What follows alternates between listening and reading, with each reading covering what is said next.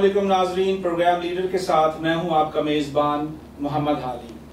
PTI के senior रहनुमा, साबका टाउन नाज़िम समनाबाद, इकबाल टाउन और एक्सपेक्टेड लॉर्ड मेयर लाहौर मियाँ जावेद अली हमारे साथ तशरीफ़ फरमा है। मियाँ साहब अस्सलाम वालेकुम। वालेकुम अस्सलाम जी। मियाँ साहब कैसी तबीयत है? अल्लाह का बहुत शुक्र है, अल्लाह का बहुत करम है। मैं बहुत मशहूर हूँ, ममनून हूँ लीडरशिप का कि आज मुझे उन्होंने यहाँ पर बुलाया, मुझे इनवाइट किया है।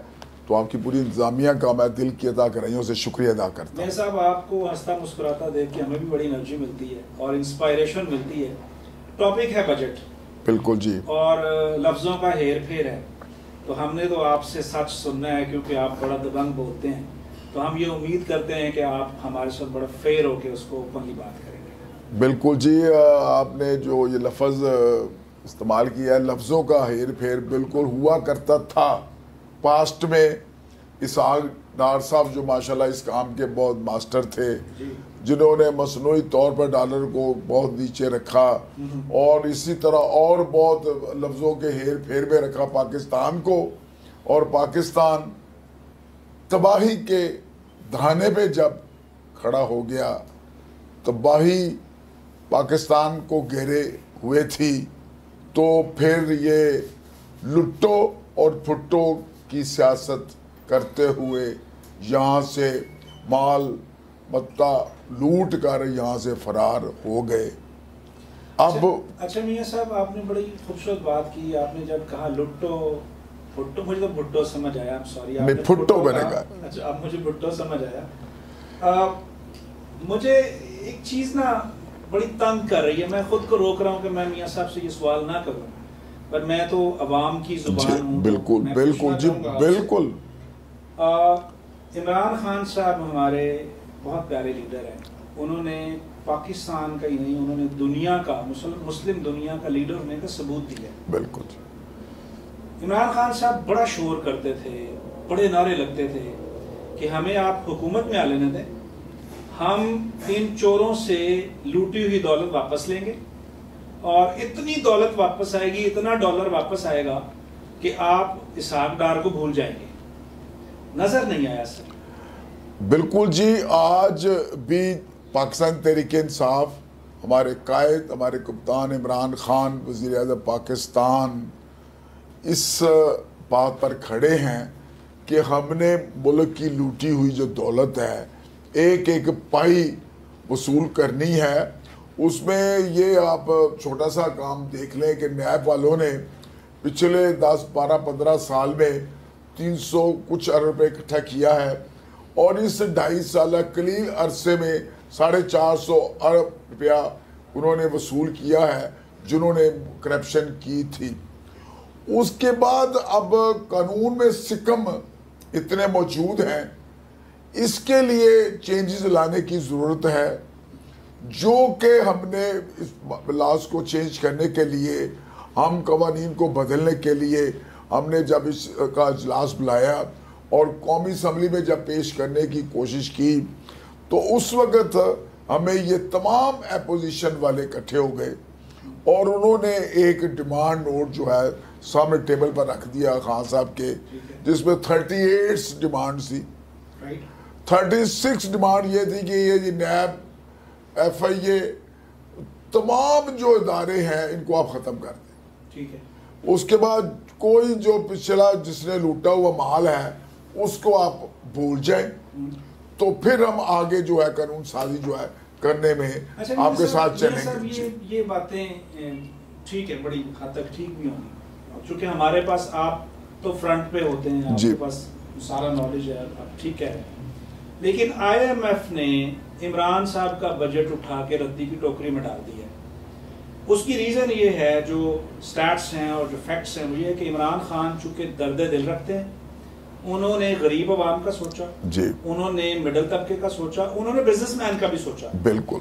एक मुल्क, एक कौम बनाने की जो खूबसूरत कोशिश उन्होंने की, उस पे मगरबी ताकतों को बड़ी तकलीफ हुई। बिल्कुल।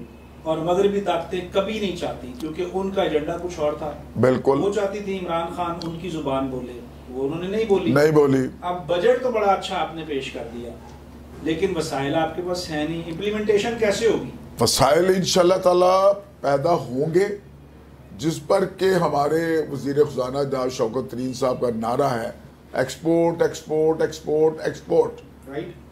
उसके लिए सबसे पहले जो हमने रिजेक्ट किया IMF की डिमांड को वो थी कि बिजली के बिल आप बढ़ाएं, बिल्कुल, जिस पर स्टेट में इनकार किया गया है जी। कि हम बिजली के बिल नहीं बढ़ाएंगे।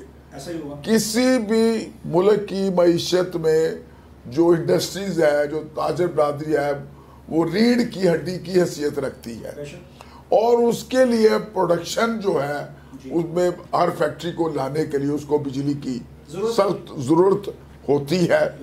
अगर आपका टैरिफ इतना ज्यादा होगा कि बिजली के बिल वो पूरे करेंगे या अपनी प्रोडक्शन पूरी करेंगे या वो एक्सपोर्ट करेंगे। अब ये जो हंगामी इकदाम किए हैं ये चंद महीनों में आप देखें कि 36% एक्सपोर्ट जो है वो रिलीज हमारी हुई है और आगे आने वाले इंशाल्लाह साल में इसमें $31 बिलियन जो है ये एक्सपेक्टेड है कि ये जो अपना इसके हमें आएगा अपना एक्सपोर्ट के जरिए से। और उसके साथ साथ फिर बहुत बड़ा एक एतमाद जो हमारे 93 लाख पाकिस्तानी बाहर बैठे हुए हैं जिन्होंने भरपूर तौर पर पाकिस्तान की गवर्नमेंट पर, इमरान खान पर एतमाद किया है और जिन्होंने भरपूर तौर पर खान साहब के साथ चलते हुए शौकत खाना हॉस्पिटल के लिए फंड रेजिंग में इनका साथ दिया। आज एक माह में $4.5 बिलियन जो है वो पाकिस्तान में आया, जो कि रिकॉर्ड है। हिस्ट्री में इस तरह तफसीलात नहीं आई जिस तरह के ये अब आई है। मियां साहब, कशकोल तोड़ देंगे, कशकोल टूट जाएगा, लेकिन हम तो जब से होश संभाला है कशकोल ही देखते आ रहे हैं। लगता है कि इमरान खान की क़यादत में आप लोग कशकोल तोड़ने में कामयाब हो जाएंगे? बस ये खालिद साहब बड़ा अलमिया है कि खान साहब का और साबका दौर में जो इक़्तिदार में रहे उनके आने के तरीक़े तौर जो है वो बहुत डिफरेंट है। खान साहब एक 22 साल स्ट्रगल के बाद इक़्तिदार में आए हैं, जबकि ऑपोजिशन तो अब भी कहती है कि आप भी उसी रास्ते से आए हैं जिससे सारे आते हैं। 2 करोड़ वोट मिला है हाली साहब, 2 करोड़ वोटों से हम इक़्तिदार में आए हैं। तो पिछले बार भी आपको 2 करोड़ मिला था और उसमें आप लोग जो है वो कहीं नहीं आ सके थे क्योंकि आपको आशीर्वाद नहीं था। आशीर्वाद जो है नहीं खुले तो मियां साहब लंदन बैठने में मजबूर हो गए। आशीर्वाद किसी का हमने नहीं लिया, किसी जर्नैल की कोख से जन्म नहीं लिया। ये साहब जो अब यहाँ पर जो हुक्मरान थे जिन्होंने 3-3 दफा बारियां ली, यहाँ पर प्राइम मिनिस्टर रहे, चीफ मिनिस्टर रहे, और वही लफ्ज मैं दोबारा इस्तेमाल कर रहा हूँ कि लुटो और फुटो। इससे पहले भी यहाँ से मुल्क का सरमाया लूटा और लूट कर जिद्दा में जाकर बैठ गए। अब भी जो सरमाया है वो लूट कर मेफे फ्लैट में बैठे हुए हैं जो कि आपकी हमारी खून पसीने की कमाई से अच्छा नहीं सर, मैंने आपको थोड़ा सा इसलिए इस लहजे में पूछा कि मैं आपके लहजे की सच्चाई को जान पाऊँ जी। तो आपने जितने प्यार से इसको एक्सप्लेन कर दिया वो कौम सुन रही है और कौम अब समझने लग गई है कि कौन सच्चा है और कौन झूठा है। मेहरबानी राम। एक बड़ा ही इम्पोर्टेंट क्वेश्चन ये है कि एक इदारा है FATF फटाफ के नाम से जो कि ऑब्वियसली फाइनेंशियल कंट्रोल करता है पूरी दुनिया के, उसने आपको ग्रे लिस्ट में डाला हुआ है और खान साहब ने बड़ी तैयारी की और हम बड़े कॉन्फिडेंट हैं कि वो इंशाल्लाह पाकिस्तान उस ग्रे लिस्ट से निकल जाएगा। लेकिन जो आलमी ताकतें माहौल बना रही हैं और जिस तरह की वो डिमांड कर रही हैं, आपको पता है कि अफगानिस्तान से खिला हुआ है और फौजी अड्डे, और खान साहब ने आंखों में आंखें डाल के कह दिया कि अब नो डू मोर, अब you do what is exactly. तो आपको लगता है कि इस सारे सिनेरियो में आप लोग सरवाइव कर जाएंगे? इंशाल्लाह जी बिल्कुल हम सरवाइव कर जाएंगे, क्योंकि माशाल्लाह ये जो बजट आया है 2022 वाला, इसमें तमाम तर वो लवाजमात हमने रखे हैं, तमाम वो मसाले डाले हैं इसमें कि जिससे कि जबरदस्त एक जो है हंडिया तैयार होगी और जिसके बाद हमें ये IMF की या इनके FATF वालों की जरूरत नहीं रहेगी। लेकिन माज़े के साथ मैं आपकी इंफॉर्मेशन के लिए, आपको पता होगा लाजमी, ये FATF में यही हमें देकर गए हैं। ये तो हमें ब्लैक लिस्ट करने देकर गए थे, क्योंकि इनको अपना पता लग गया था अब हमारा फ्यूचर कोई नहीं है, अवाम ने हमें रिजेक्ट कर दिया है, लिहाजा जो भी यहाँ पर पाइप था, जो $1 था, पैनी थी, वो खाली करके गए और FATF में डाल के गए, ब्लैक लिस्ट में जाने की तरफ डाल के गए। और अल्लाह के फजल से आज FATF के जो 26 डिमांड्स हैं उसमें से हम काफ़ी हद तक कवर कर चुके हैं और आने वाले इंशाल्लाह ताला महीनों में देखेंगे कि FATF से हम क्लियर हो जाएंगे। नाज़रीन, आप मियाँ साहब की गुफ्तगू सुन रहे हैं।